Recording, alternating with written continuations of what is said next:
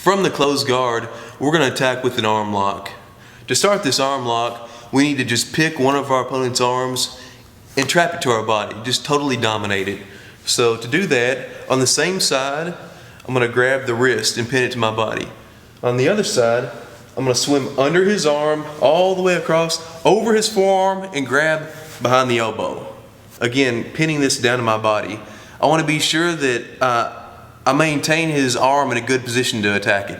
So I want to keep his elbow above my hips and pinned down to my body. Okay?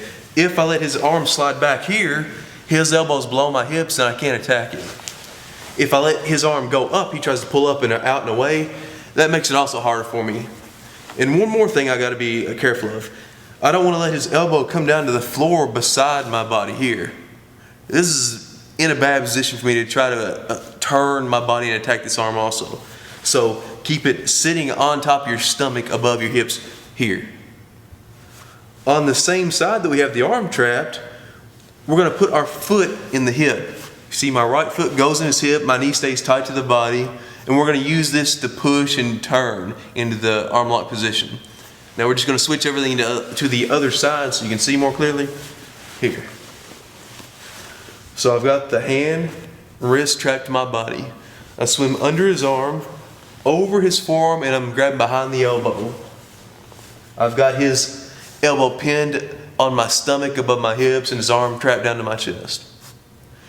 On this same side, I'm unlocking my guard and putting my foot in the hip, keeping my knee tight to his body. Now, I'm going to use this foot to push and spin my body. I'm going to spin on my back here. I'm bringing my head to his knee, and as I spin, watch my right leg. I'm going to spin and use my right leg to chop across his shoulder blades to pin his body down tight, keep him trapped in danger here of the arm lock. I don't want to let him stand up or pull away. I want to keep him tied up here. Once I've made this turn, I take my foot off the hip, swing it over his face, and clamp down. Pinch your knees together tight to trap the arm tight, to put more pressure on it. Switch your hand to the wrist, so you have both hands on the wrist now. Now you're going to curl your heels down to the floor as you arch your hips to finish.